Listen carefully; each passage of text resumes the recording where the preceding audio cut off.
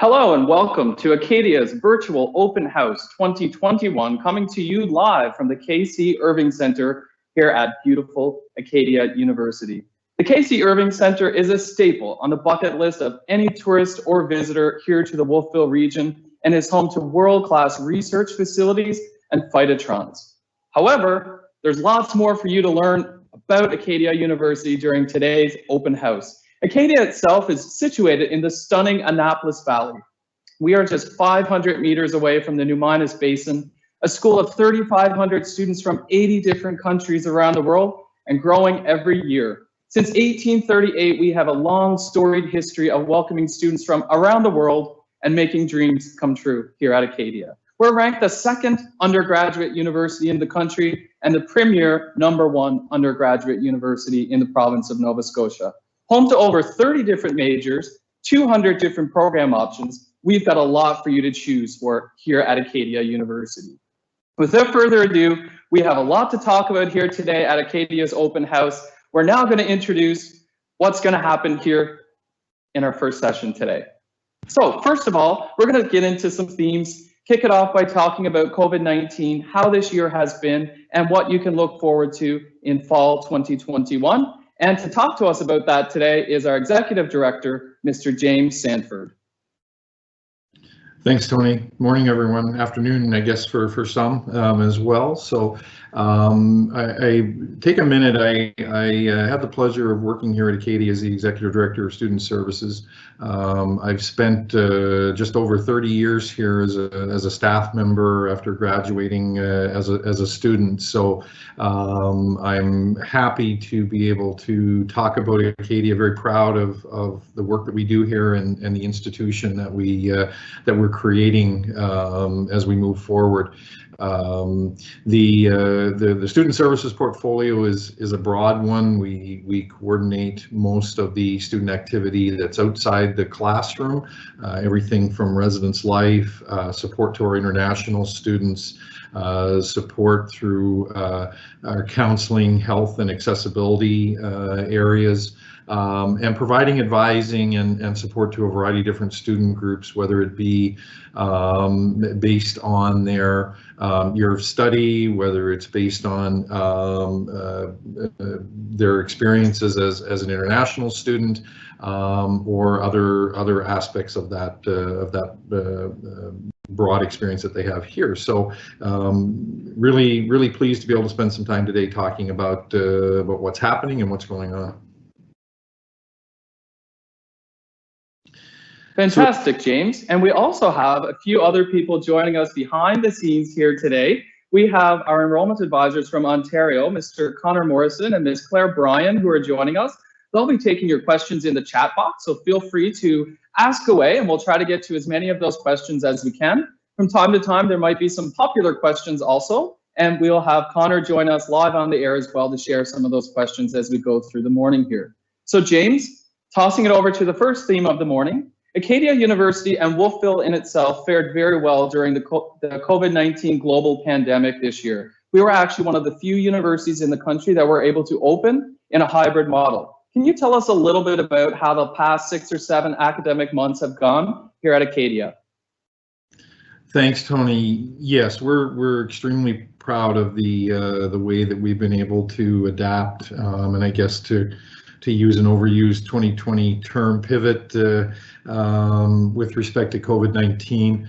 I'll walk us through a bit of the experience that we've had here and highlight sort of the experiences that students have had and the things that they can draw some comfort from in terms of the way that we've approached this. We have students, for example, residence has continued to operate since we first went into directives from public health last March. We've had students that have stayed with us through that entire period of time because they've not been able to travel or return home because of travel restrictions or restrictions from their home countries. So residence has continued to operate throughout that period of time. We've had a strong complement of students who joined us in September to be part of that residence experience. We've added some other students in January who were waiting to see how things would unfold enrolled through the fall semester as well. The planning for our past the fall semester and this semester that we're in began in earnest really in April of 2020. We moved all of our immediate support services to online in March, so students were actively pursuing their appointments with counseling, health services, accessible learning, any of the resources or units that we oversee. We're able to provide that service immediately starting in March. So we've built capacity within those areas, and that was part of our plan for September. So those services have continued in certain situations where we had a specific requirement that could only be handled through in-person sessions. We've been able to accommodate that as well. So we've been very conscious of trying to meet the needs of students where they are and the kinds of things that they would be needing to access to support their efforts. Our dining hall, the same type of situation with residents. Our dining halls remained open.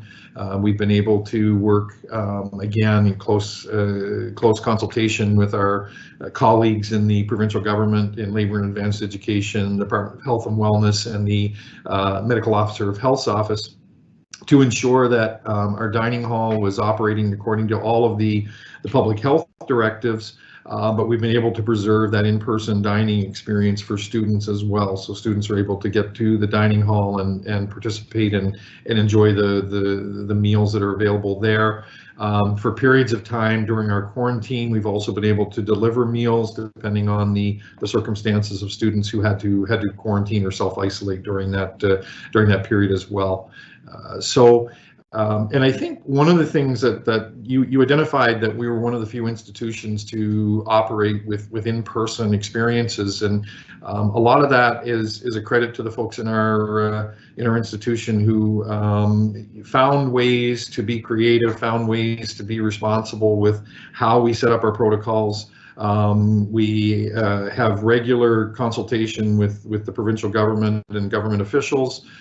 We've submitted several policy documents to ensure that we're able to create, for example, mask-free study spaces where students were able to access some of our better ventilated spaces, and while seated, we're able to remove masks for study purposes. That was really important to students. We heard that loud and clear in the fall semester, that they were looking for spaces besides their own room where they could go and be normal, or be as close to normal as they could. So we were able to negotiate that. We were able to successfully support our international students off campus in quarantine in January, when perhaps most other institutions were relying on hotels or other formal situations. We created a way to provide the level of supervision that the government was concerned about. So we've been very adaptable and been very concerned about the student experience. We are just recently, within the past 2 weeks, we had approval for an event and activities protocol that we're launching to be able to do more in-person activities to support student mental health, to reduce anxiety and concerns that students have, again, with being isolated and lonely in some other situations because of a lot of the restrictions on movement. And so we're trying to create as much of the same experience that students would be normally having, although we're doing it within that COVID-19 bubble. So we're working both with our on-campus students and off-campus students to make that happen. So I think that gives you a bit of a sense of some of the work that we've done over the past year to ensure that students that are here are getting the best possible experience, and we're also working to get ready for September.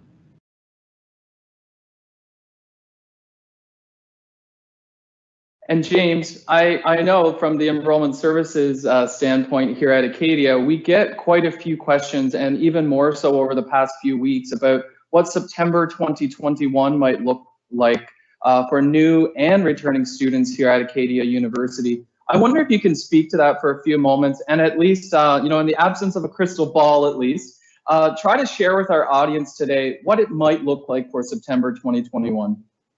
Sure, Tony. Thank you. I think the key thing for everyone on this call is that our intention, our efforts, and this is from our highest offices right on down, is to do everything we can to be operating in person come September 2021. So that's our classrooms. Our residents will continue to be available for students to live here on campus. So our main focus is on creating that in-classroom experience, and to, as quickly as possible in September. We recognize that there may be some need to be able to provide multiple platforms in early days, but based on all of the information that we have from our government, from our public health leadership, based on the things that we've been able to do, we're confident that we can create a plan that will allow us to operate in person. Obviously, we'll need to get the appropriate approvals, but our objective and our intent is to have in-person classroom experience as quickly as possible in September.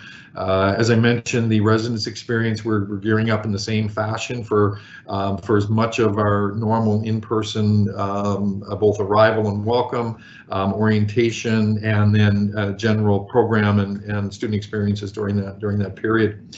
One of the other things that folks will I think benefit from, or certainly students will benefit from, this past fall and winter, we've been, as well as managing our way through COVID, we've been actively pursuing efforts to improve our supports for students from a health and wellness perspective. We were participated in the Canadian Campus Wellness Survey this past fall, so we're just gathering data from that, and that will help inform a lot of our programming this coming year. And we're really proud and pleased that Acadia is working to become an early adopter of the recently released post-secondary student national mental health standards.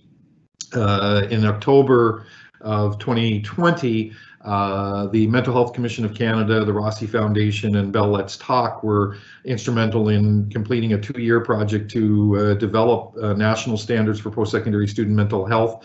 Those standards are part of the CSA standards package, so if folks are interested, they can go to the CSA website and find those standards and have a look, download a copy for themselves. But we're in the midst right now of assessing our campus work and where we are within that standards framework, and we'll be using that to build a student mental health strategic framework for Acadia in the coming months, so that we'll be in position to launch that come September. So we're really pleased with that effort and the work that's going into improving that. Where Acadia has also the president established an anti-racism task force this fall. That group is doing work to develop a report to the president, which will help inform efforts over the course of the summer and into the fall of 2021 as well. So there's a lot going on already to plan for the fall, and as I said, our intention is that we're going to be doing as much in person as we possibly can at that time. Thank you so much, James, for that clarification. I think now it appears as though we have a great question coming in from our online audience right now, which is related to COVID-19. So I'm going to toss it over to Connor Morrison to get that question on the air here, and then James, will toss it over to you to respond. Hi everyone. So speaking of mental health, someone asked they're interested to know what Acadia offers for the students regarding mental health and how easy the service is to access for students. Thanks, Connor. Yes, so we have a health counseling and accessibility unit that provides service to students on all 3 fronts. So students can currently contact the health center. They can make an appointment. We do virtual appointments with physicians, with local community physicians who work out of the clinic. On occasions when there's need, they can do those appointments in person. There's referrals to specialists and other types of medical support that's been happening and continues to happen. Students are currently currently participating predominantly in a virtual framework with our counselors, so they can do their counseling appointments directly with counselors. They can book appointments. They're triaged and supported through that process. We've also got a number of programs underway, virtual, and we're working to do. We've done some in person, and we'll continue to do some in person events as well through our health and wellness educator. We have group work that is being led by counselors, so those could include things like yoga and mindfulness sessions. We have a program called the Brain Health Rewards Program, which is unique and is fast growing for us.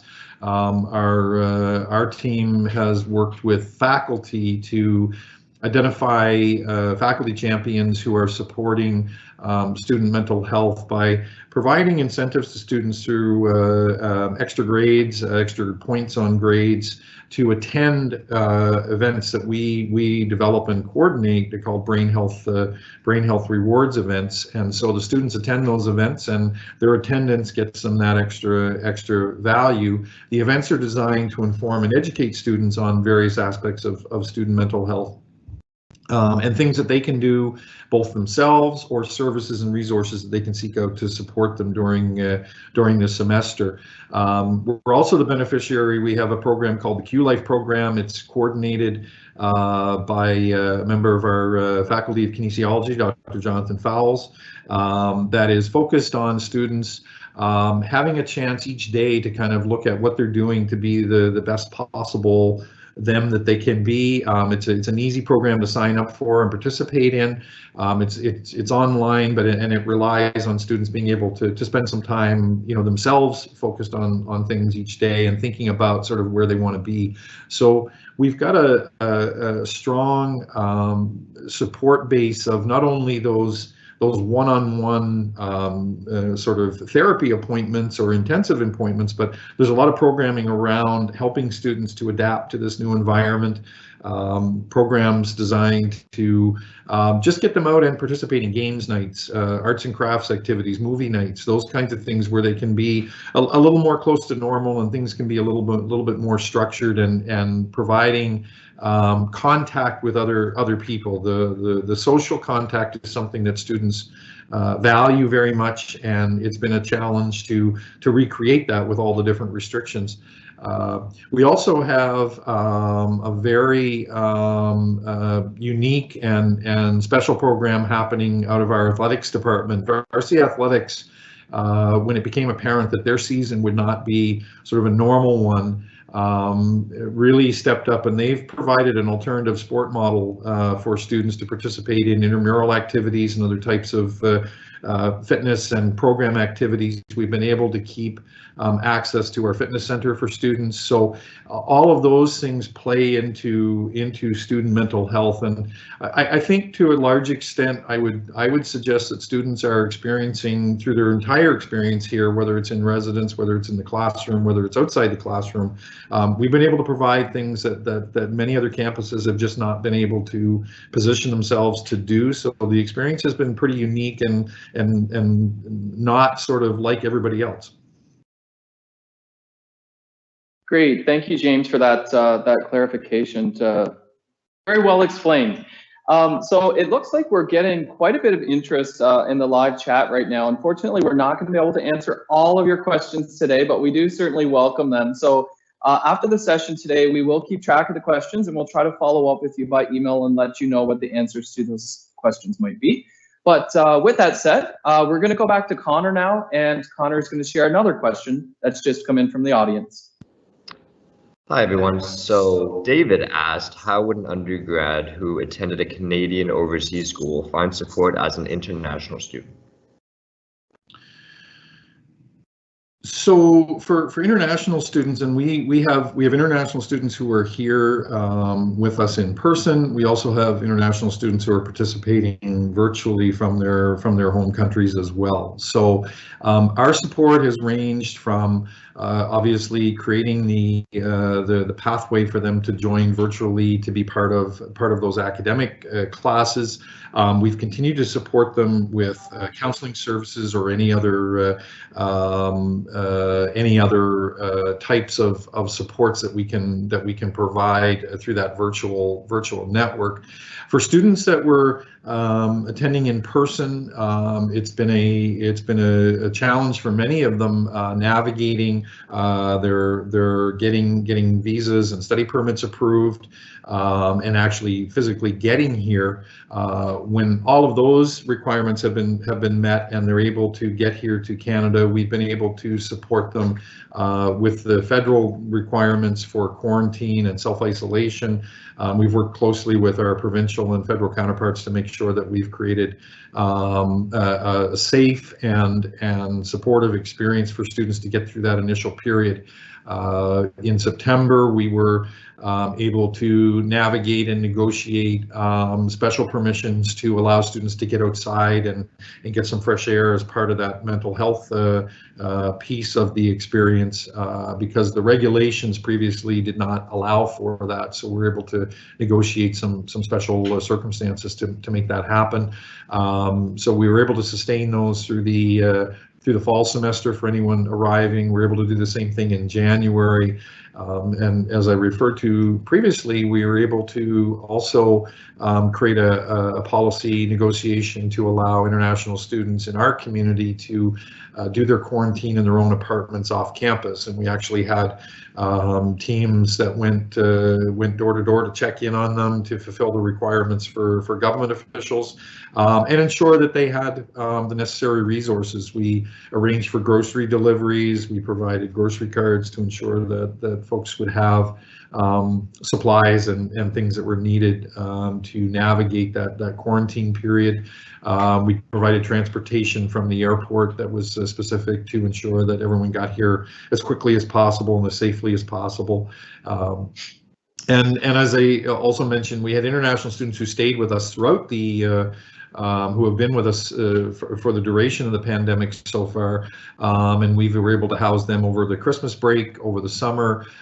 We created special accommodations for them over Christmas so that they weren't required to quarantine again with other students that were arriving back in residence. So we've continued to provide our international coordinator of international advising and the intern and the staff in the center have been actively working to provide advising. We have an outside consultant that comes in to help with issues around visas and study permits and passport issues, those kinds of things, to help advise students on an ongoing basis. These are common programs that students would receive, whether the COVID or was underway or not, whether we're in the middle of pandemic or not. So, and we work closely with the international recruiters and their recruitment team to identify concerns around custodianship or other issues that students might have in trying to get here. So, so we're well positioned to be able to support students that are tuning in today from outside Canada that would like to try and be here and be part of this experience.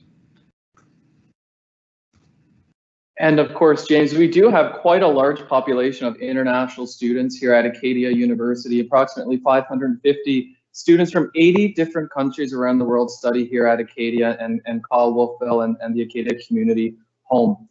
We do have a few more questions from online, but before we get to those, I think one of the big questions I think we ought to talk about for the next couple of minutes is campus safety. So James, can you talk to us a little bit about, how does Acadia provide a safe campus environment for its students? And more specifically, I wonder if you could elaborate on some of the services like safety and security, Walk Safe, and the new sexualized violence protocols. Yeah, thanks, Tony. Yes, safety is always a priority for everyone here on the campus. And again, we can start with a little bit of some of the things that we've done as part of the COVID experience. We've been able to provide what we'll call access point check-ins. We provided a number of tap points where students, faculty, and staff can tap their cards to either gain access or identify that they've been in a particular building. The premise behind that is we want to be able to do contact tracing as expeditiously as possible if asked for contacts by public health. This process and procedure has worked extremely well for us. All of our protocols around sort of the health and safety of students during COVID-19 have played out very well. We did have one positive test result in residence, but the protocols that we had in place meant that there were limited number of other contacts who had to be tested, and there was no actual spread. So that student completed their contagious period, and there were no other cases that emerged from that. So those protocols are additions to what are already some robust protocols that we have in residence. All of our residence is swipe access with video cameras at the entrances, so we're able to track who's coming and going from the buildings. There's live feeds to the security office, so that if there's anything sort of out of sync, or there's fire alarms, other types of things, those are all immediately noted in the Department of Safety and Security. So we've got the infrastructure in place, again, with the closed caption cameras and circuits across the campus at various buildings and various locales. We stress safety in a variety of other ways as well. Everything from support for students who might need to walk home late at night. Our shuttle service has been interrupted, but we still have service available to students who might, for example, find themselves either on a permanent or on a short-term basis, unable to physically travel or move about. We have support for students from an accessibility standpoint. We also look at training is a big part of that safety envelope. So our resident staff go through an extensive training period. The student staff who work in our residence buildings and support students in residence, they go through extensive training, everything from first aid and CPR through to support with substance use, alcohol harms, mental health, sexual violence, all of those different pieces that might occur are parts of their training, so that they know where to go, what resources to tap into. We've already talked a little bit about the work we've done around student mental health and building a safe campus around that piece of it. Again, one of the things we've been really proud of is the work. There's been an extensive amount of work by a working group consisting of students, faculty, and staff that has been revamping and revising our sexualized violence policy for Acadia. That policy was completed in November. One of the key recommendations in that policy was the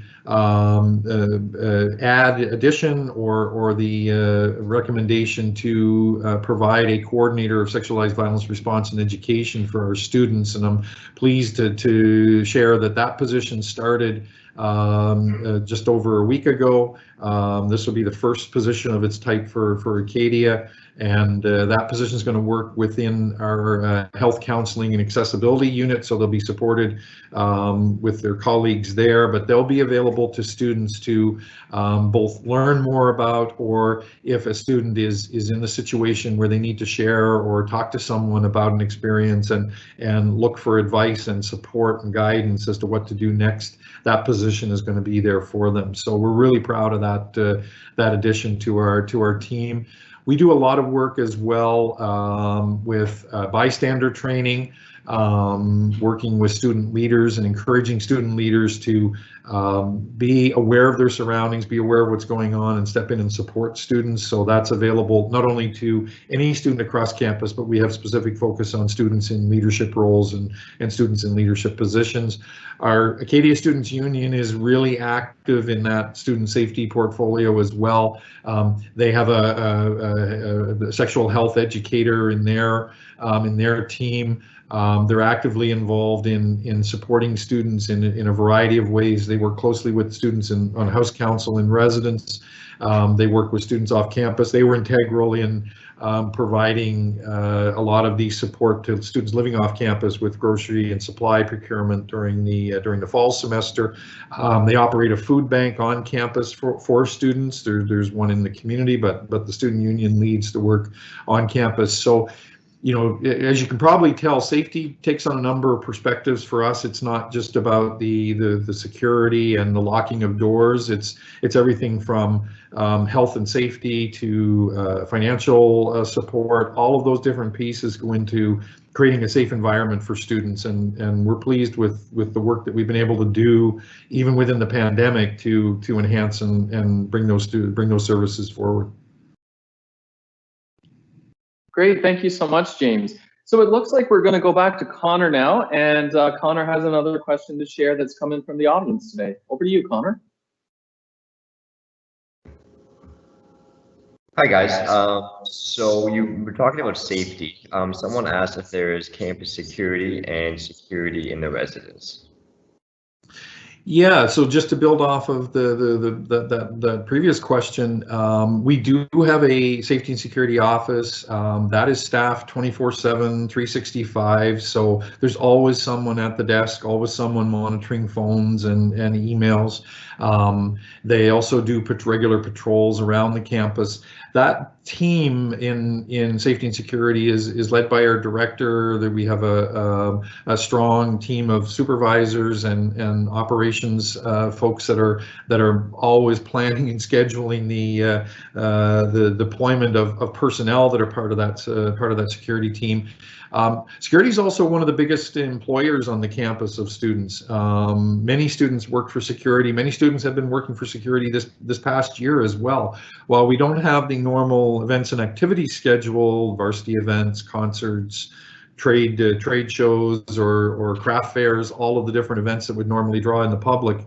We're still doing a lot of campus patrols. We still have our regular campus patrols ongoing throughout the semester. A lot of students were involved in our efforts during COVID-19, the quarantine efforts. Safety and security was a big part of our work at that time to ensure that we monitored and provided students with outdoor access and support through that venue on an ongoing basis. Our residence life team, in a very similar way, we employ students in residence life to act as residence assistant and senior residence assistants, and they provide that day-to-day support to students living in residence. The ratio is about 20 students to each staff member, so students can get to know their RA very well and vice versa. RAs get to know their students. They're there to be mentors, guides, to answer questions, to help navigate access to different resources and supports that are needed on the campus. RAs will help students get an appointment with the counseling center. They'll help them get in touch with someone in accessible learning or reach out to in many cases, they also provide a lot of support and advice around coursework and academic success, and who are some of the key advisors in the academic units that students can go to get support as well. So yes, both the security office is extremely active on our campus, as well as residence life in ensuring that students are safe. Great, thank you so much for that, James. I think now we'll probably go to one of the other big questions that a lot of parents email us with throughout the year as they're preparing for their youth to go off to university and college. And this particular question is somewhat specific, but James, I wonder if you could speak a little bit to what student service programs that Acadia offers to provide opportunities for students to excel in their academics. So I'm thinking here that you might want to touch on things like student advising, career services, tutoring services, those sorts of things, so that we're preparing students not only academically, but also for the real world after graduation. Yeah, thanks, Tony. Yes, absolutely. The focus of our work is really around maximizing the student experience so that students get what they came for. Students are coming here to receive a degree, to achieve a success in an area of study, and so our supports are designed to help them navigate and achieve those. We work closely with our academic colleagues on a whole number of different fronts. Everything from our math and stats help unit that actually employs students to work as mentors and tutors for other students in the area of math and stats. We have a writing center where, again, students are trained and employed to help students navigate preparing papers, preparing those key documents that are going to help them be successful academically. We have a tutoring program that helps align students with tutors, and we often have students who work privately as tutors as well. So there's an opportunity, if you're a good student and you like working with others, you can easily become a tutor and be part of that.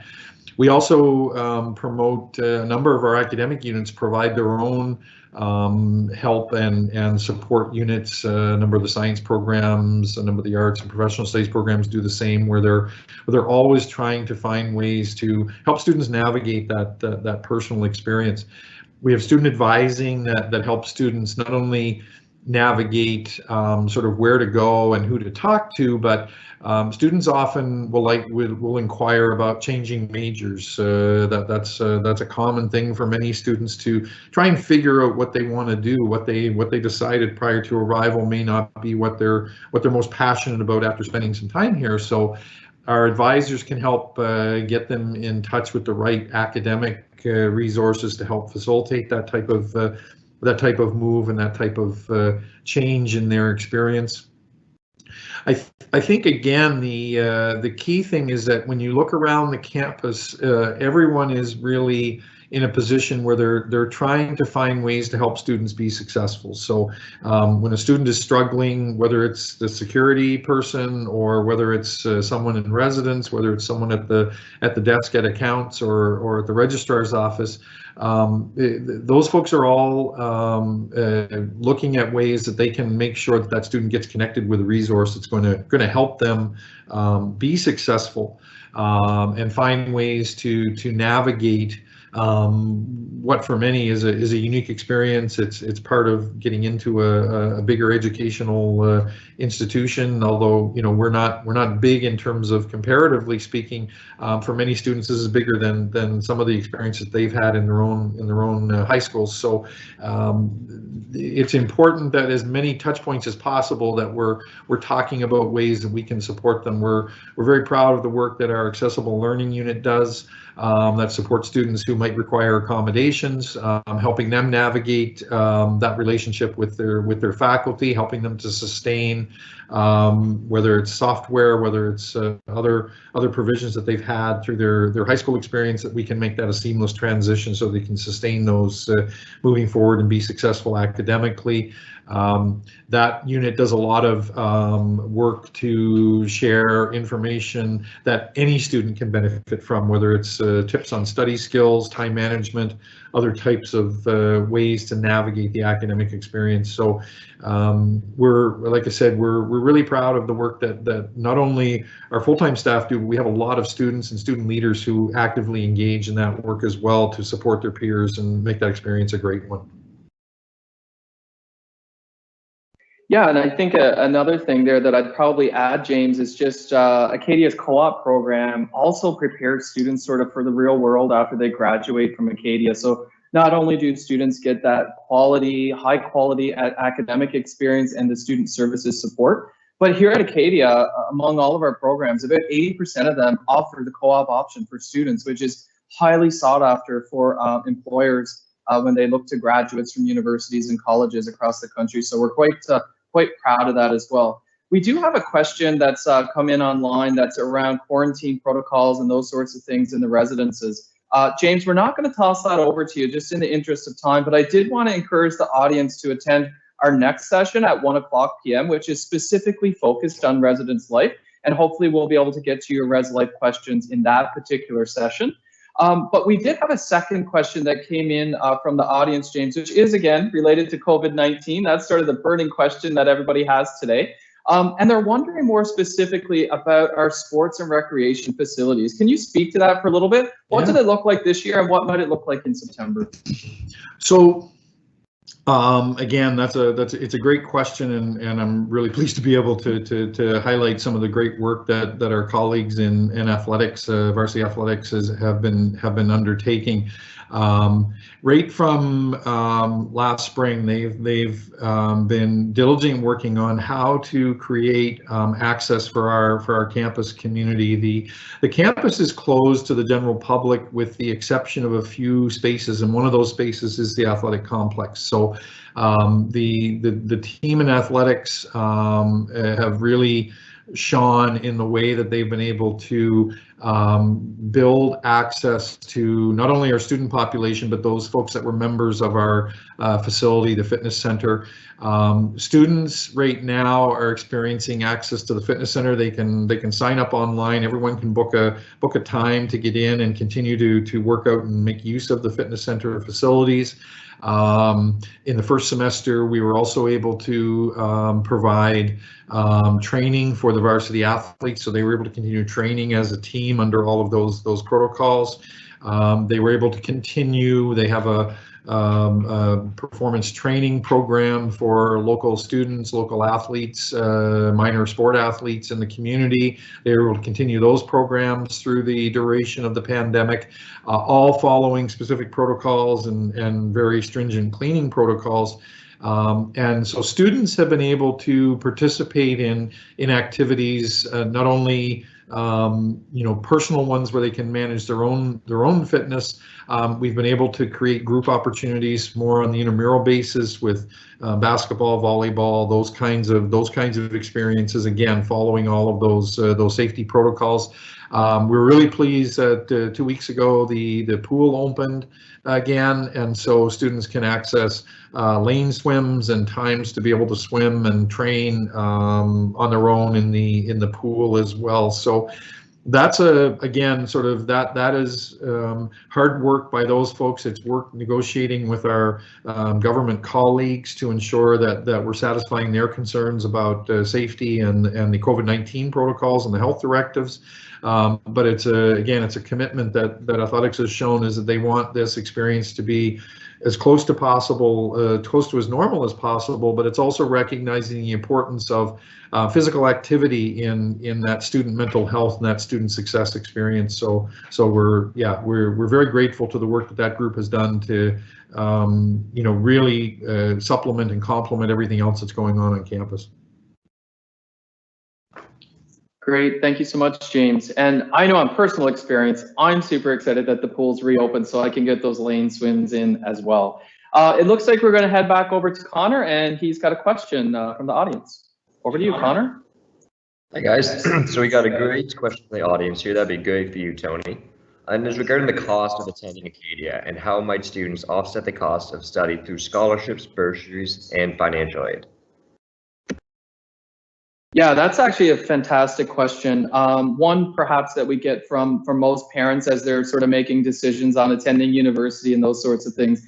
So I'll sort of keep it brief on the call here today, but for the most part, for a domestic Canadian student that isn't receiving any form of scholarship, bursary, or financial aid, the estimated cost of attendance is about $20,000 to $23,000 Canadian per year, depending on which residence they're living in, which meal plan they're taking, those sorts of things. And then along the same veins, for those of you that are joining us today from international locations, you'd be looking at about $30,000 to $33,000 Canadian. As I said, though, those are the costs of attending without a scholarship, bursary, or any financial aid whatsoever. Acadia actually awards $4 million per year in entrance scholarships. So some of the students on the line today, really encourage you to head over to your student portal and check out your student admission portal. You can check to see if you've already been awarded an automatic entrance scholarship to the university. I know, speaking from experience, that we've awarded more scholarships this year at this date and time than we did even at the end of August last year in preparing for last fall's intake. So we've got a really strong, robust class of students coming in this year. And hey, guess what? If you have the grades, you'll be given one of those scholarships. But one thing that I think I'd remind the audience about as well is that students who are recipients of scholarships may also qualify to receive a scholar bursary. So it's really important for students to head into their student portal and check out their application portal to determine whether or not they may qualify for a scholar bursary. and fill out those additional papers because they are due very soon on March the 1st. And then of course, we'll make decisions on those scholar bursaries towards the middle of March. So very, very important. I think another big thing that I talk about as well is offsetting the cost of post-secondary studies. You can work part-time. The community here in Wolfville, a lot of students work part-time or just down the street in other towns like New Minas or Kentville, for example. International students who might be joining us are allowed legally to work up to 20 hours per week during the study period or 40 hours per week during the spring and summer months when class is not in session. So I'm confident that not only is Acadia a fantastic, highly ranked university, we're also one of the lower cost universities that students may opt to choose from as well. But thank you so much, Connor, for that question.